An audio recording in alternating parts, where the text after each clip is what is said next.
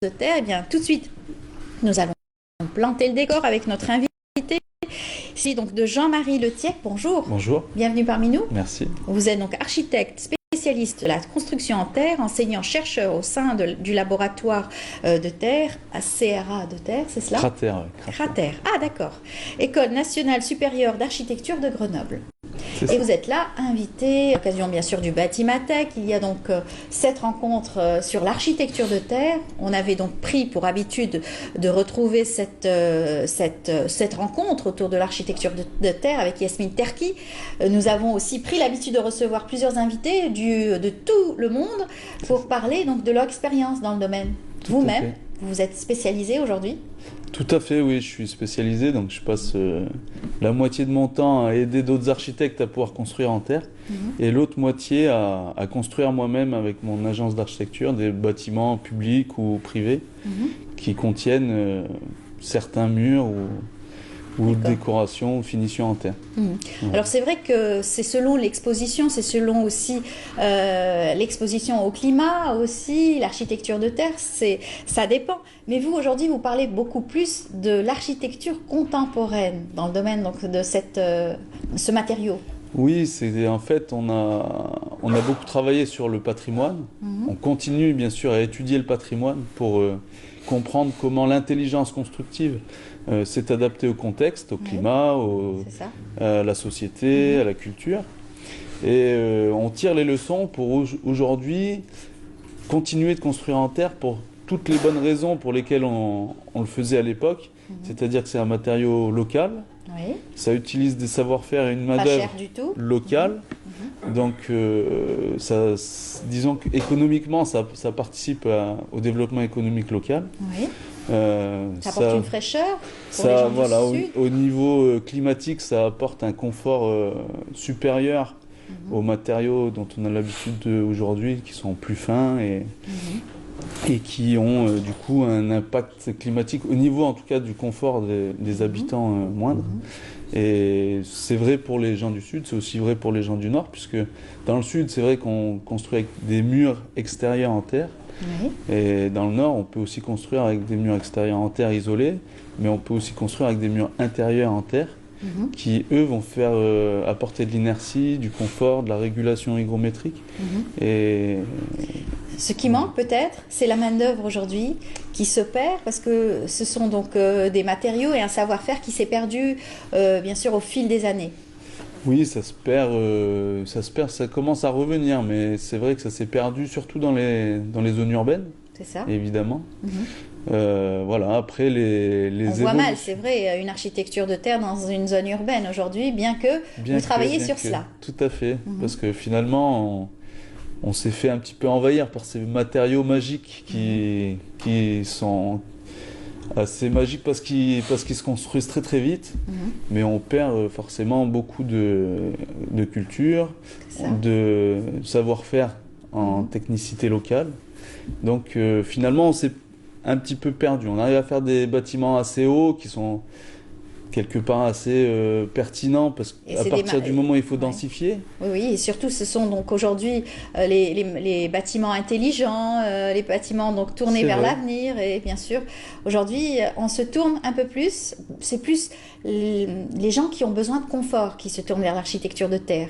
C'est vrai, mais aujourd'hui on les recherche en Suisse, en France, en Autriche, aux États-Unis, amènent les gens qui réfléchissaient sur le high-tech à réfléchir sur les deux tableaux en même temps, low-tech, high-tech. Comment est-ce qu'avec un matériau comme la terre qui est avec une énergie grise proche de zéro, on arrive à augmenter un confort et du coup à baisser aussi les besoins en ventilation, en climatisation. Tout à fait. Et du coup d'avoir des bâtiments qui consomment moins d'énergie tout en étant plus confortable. Tout à fait. Donc, alors vous, ça fait 6 fois que vous venez en Algérie, c'est pour justement travailler sur l'architecture de terre? Oui, la première fois que je suis venu, j'avais participé à un échange entre Grenoble et Constantine, avec l'école d'architecture. Et on avait fait Tout à fait, mais là on était plutôt sur la construction en terre avec les briques de terre comprimées ou moulées, qu'on appelle adobe, et on avait un workshop sur les arcs voûtes coupoles, comment est-ce qu'on pouvait construire des petits espaces. Donc on avait reçu à Grenoble les étudiants constantinois. On était ensuite allé faire un workshop à Constantine, et l'année suivante on était allé à Thémassine construire une petite... C'est un exemple. Donc, voilà, c'est ça. Dans le domaine de l'architecture de terre, avec les Rsol qui existent depuis très très très longtemps et qui ont réussi à passer le temps. Bon, il y en a certains qui ont pris bien sûr des dégradations. Il y a eu des dégradations au cours des années, mais heureusement qu'il y a des personnes soucieuses de ce patrimoine, donc qui restaurent doucement ce patrimoine. Restez avec nous. On va suivre ensemble un reportage puisque notre journaliste s'est intéressé au Batimatek et on va voir donc durant ce Batimatek les différents exposants et aussi l'architecture de terre qui est aussi très présente cette fois-ci. Regardez. Batimatek, le 20e salon du bâtiment, un secteur en plein essor en Algérie. Plus de 1000 exposants y participent, des représentants nationaux et internationaux. Il s'agit là de mettre en avant les produits algériens, les matériaux de construction, avec une gamme diversifiée, des prix de plus en plus compétitifs et une qualité répondant aux normes internationales. وكما تعرفي حنايا لو برودوي تاعنا 100% برودوي ناسيونال اي الجيريان دو لارجيل jusqu'à le produit fini اللي يستعملوا الكونسوماتور في البيت تاعو ولا لي غروند سيرفاس pour les ventes. Le rapport par rapport à qualité-prix, on est très concurrentiel parce qu'on est en train de travailler sur l'économie d'échelle. Donc, nous fait la productivité, nous pouvons concurrencer avec un minimum de qualité. Le plus important est d'avoir un produit 100% algérien qui est produit en Algérie. Et même on peut facilement exporter. Donc on produit les différents types de peinture, bâtiments, industrie, carrosserie, vernis, les déliants et les cols. Le but de notre participation est de la promotion de nos produits. Donc dernièrement, l'ENAP a fait une gamme très variante de la peinture décorative, comme vous voyez ici. L'événement abrite donc des entreprises du bâtiment, des industriels, des promoteurs, des architectes et autres prestataires relevant des secteurs publics et privés. واليوم رانا مشاركين بمنتوج جديد اللي هو لي بانو اون بوليسير ا باز دو بوليسير افيك دي تري سودي اون غالفانيزي سيستم جديد هذا دو كونستركسيون رابيد ايكونوميك اللي جار aussi il résiste le séisme il résiste aussi aux ouragans il est bénéfique vous pouvez gagner jusqu'à 50% du coût global عنده بزاف خصائص ورانا اليوم متواجدين باش نعرفوا المواطن بالمشروع تاعنا هذا وبالمنتوج هذا والحمد لله لقى اقبال كبير عليه. Nous exposons nos produits pour essayer d'avoir bien sûr plus grande part de marché, que ce soit ici en Algérie et une autre vision peut-être pour l'export prochainement.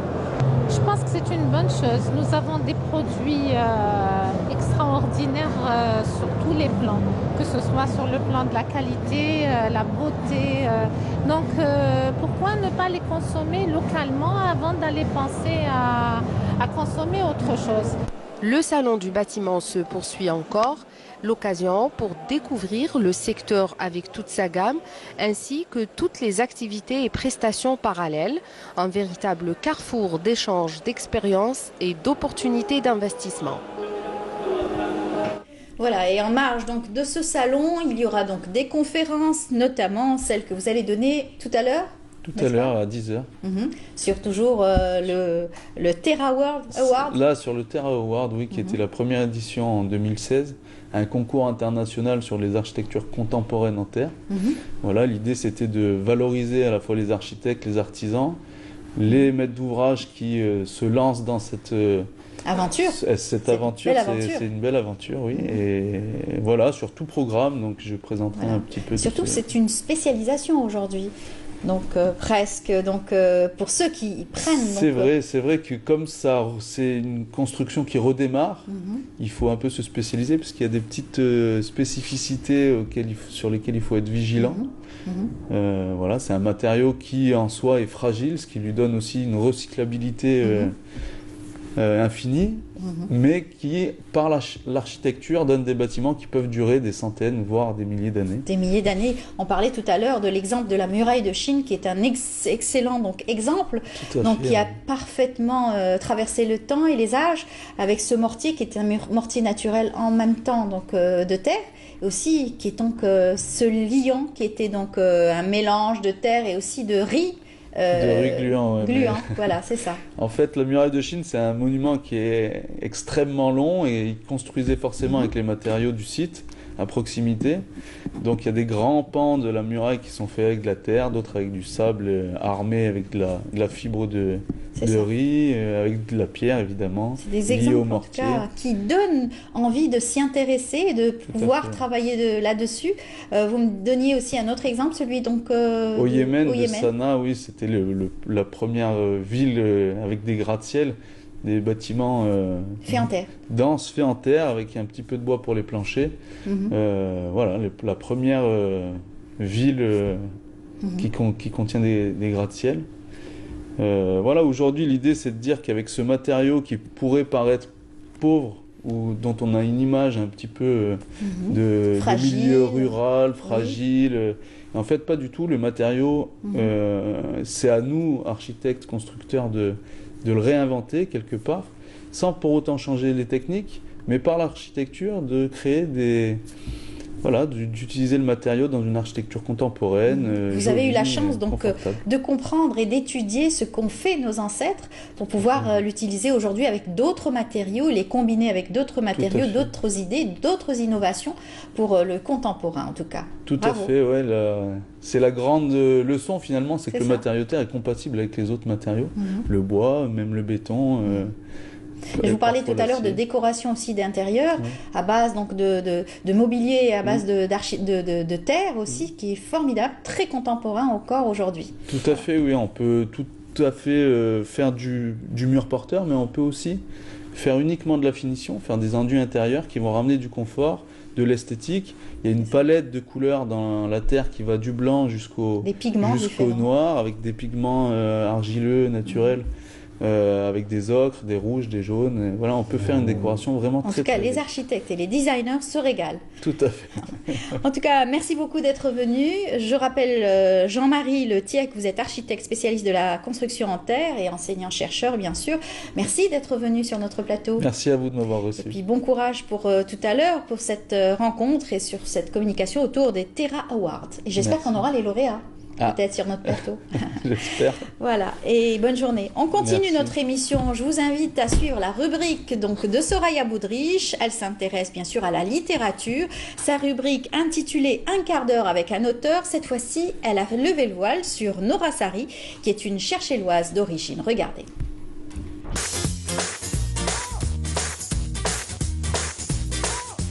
Bienvenue dans Un quart d'heure, un auteur. Merci. Vous êtes professeur de français en retraite. Vous avez publié de nombreux articles culturels, littéraires et historiques.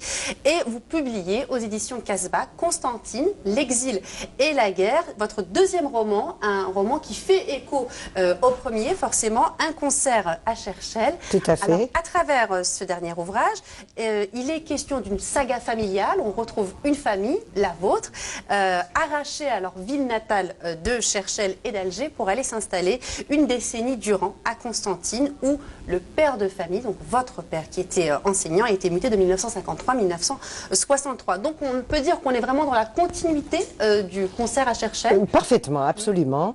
Les années